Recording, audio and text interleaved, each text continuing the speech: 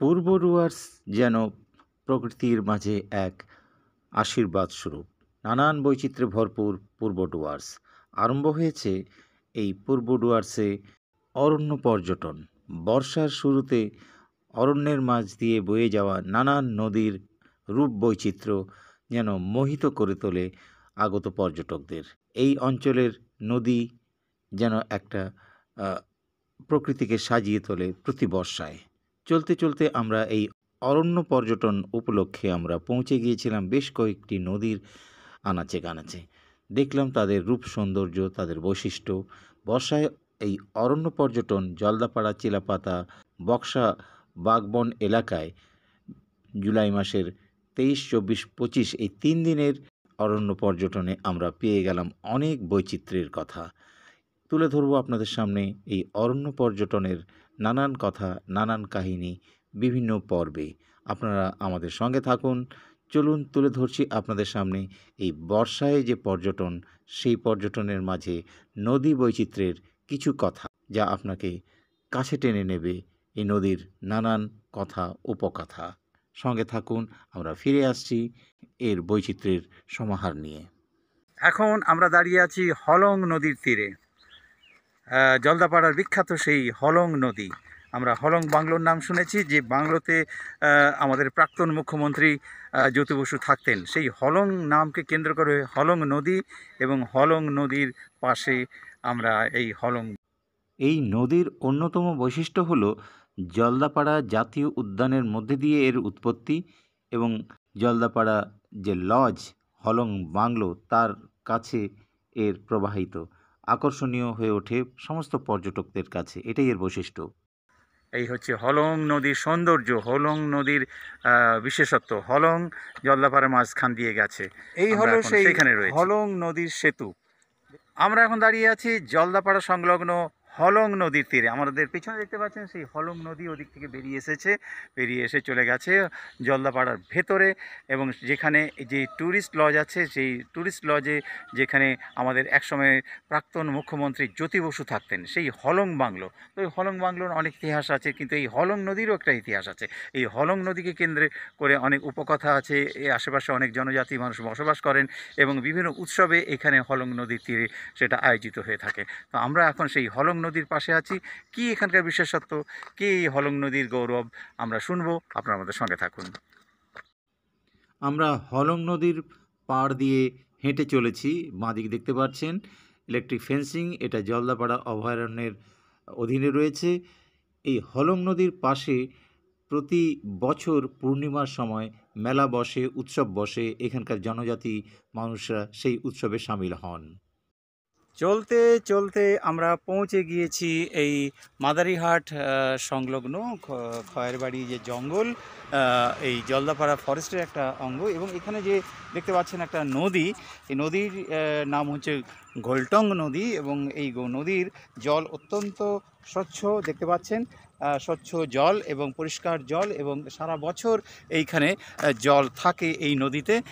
এটাকে ঝোড়াও বলা হয়ে থাকে, এবং এখানকার স্থানীয় যারা মানুষ তারা এই নদীকে নিজের পবিত্র বলে মনে করে, এবং স্বাস্থ্যকর এই জলের পানীয় জল বলা যায়, বা পানীয় হিসেবে তারা ব্যবহার করে। দেখতে পাচ্ছেন একদম পরিষ্কার পরিচ্ছন্ন জল, এবং এত পরিষ্কার জল এই খয়েরবাড়ি জঙ্গলের মধ্যে, জলদাপাড়া ফরেস্টের মধ্যে এটা পাওয়া যায়। আপনারা আমাদের সঙ্গে থাকুন, আমরা এই ধরনের বিষয় আরও তুলে ধরবো আপনাদের সামনে।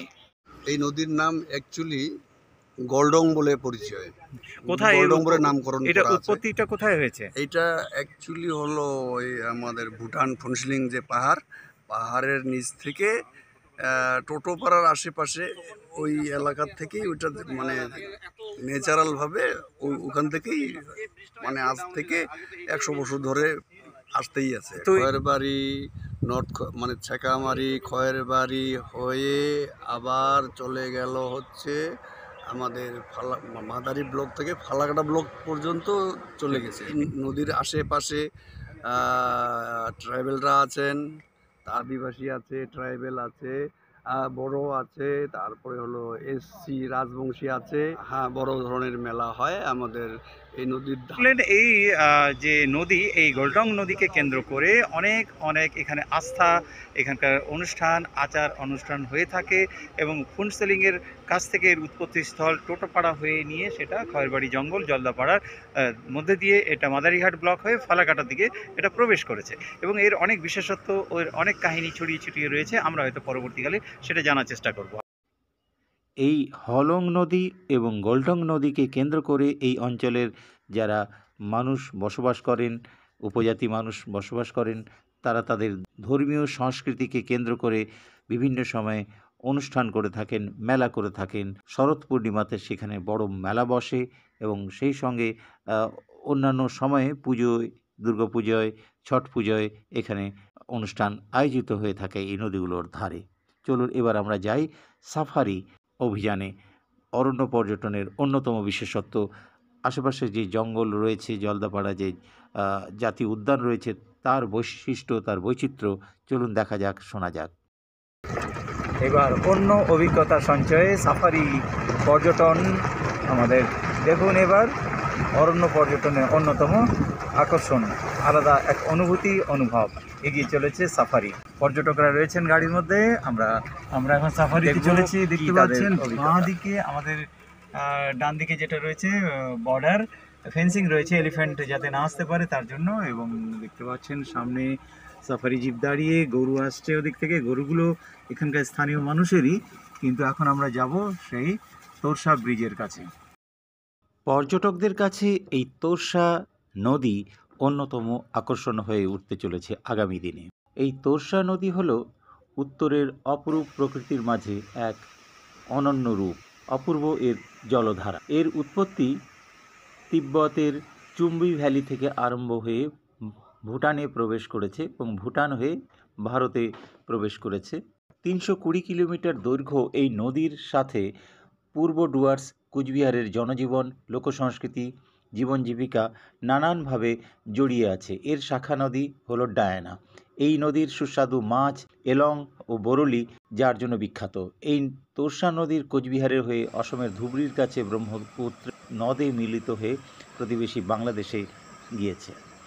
পূর্ব ডুয়ার্সে জলদাপাড়া জাতীয় উদ্যান, চিলাপাতা জঙ্গলের মধ্যে দিয়ে যাওয়া এই নদী বর্ষায় অরণ্য পর্যটনের ক্ষেত্রে এক অনন্য আকর্ষণ হয়ে উঠতে চলেছে আগামী দিনে। আমুচু বা মাচু এই নামে পরিচিত প্রতিবেশী দেশ ভুটানে এই নদীর নাম। আগামী দিনে এই তোরসা নদীর জলধারা, এখানকার বন্যপ্রাণী কুল দেখতে পাওয়া যাবে এই নদীর সেতুর উপর দিয়ে গেলে। এইভাবে অনন্য নজির, অনন্য আকর্ষণ এই তোরসা নদী, উত্তরের তোরসা নদী। সঙ্গে থাকুন, ফিরে আসবো পরবর্তী পর্বে।